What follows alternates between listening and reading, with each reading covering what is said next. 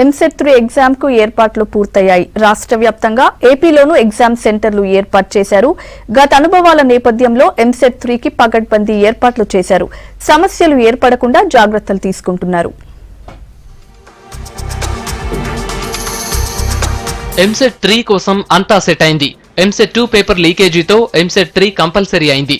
11న ఎంసెట్ 3 పరీక్ష నిర్వహించనున్నారు. ఎంసెట్ 2 కు దరఖాస్తు చేసుకున్న విద్యార్థులంతా ఎంసెట్ 3 కి హాజరు కావచ్చని అధికారులు తెలిపారు. రాష్ట్ర వ్యాప్తంగా 96 పరీక్షా కేంద్రాలు ఏర్పాటు చేశారు. 50,153 మంది విద్యార్థులు ఎంసెట్ 3 కి హాజరయ్యే అవకాశం ఉంది. ఎంసెట్ 2 కు ఉన్న నిబంధనలే ఎంసెట్ 3 కి కూడా వర్తిస్తాయన్నారు convener Yadaiah. EAMCET 2 hall tickets లో 7 నెంబర్లుండగా ఎంసెట్ 3 హాల్ టికెట్స్ లో 8 నెంబర్లు ఉంచారు. ప్రతి 24 మంది విద్యార్థులకు ఒక ఇన్విజిలేటర్ ను నియమించనున్నారు. ఆంధ్రప్రదేశ్లోనూ ఎగ్జామ్ సెంటర్స్ ఏర్పాటు చేశారు. ఏవైతే షెడ్యూల్ ఇచ్చామో దాని ప్రకారమే అన్ని సజీవంగా జరుగుతూ ఉన్నాయి, ఇంప్లిమెంట్ చేయడం జరుగుతుంది. దానికి కన్వీనియంట్ అంటే నెంబర్ ఆఫ్ రీజనల్ సెంటర్స్ 14 ఉన్నాయి. 10 తెలంగాణలో, 4 ఆంధ్ర రాష్ట్రంలో ఉన్నాయి. మొత్తం టెస్టులు వచ్చేసి 96 టెస్ట్ సెంటర్స్ ఉన్నాయి.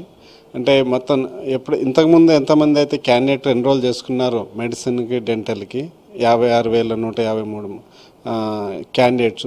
ఈసారి కూడా అందరికీ లాస్ట్ టైం ఆబ్సెంట్ అయిన వాళ్ళకు కూడా ఈసారి అవకాశం ఇవ్వడం జరుగుతుంది. 11న ఉదయం 10 గంటల నుంచి మధ్యాహ్నం 1 గంట వరకు ఎంసెట్ 3 పరీక్ష జరగనుంది.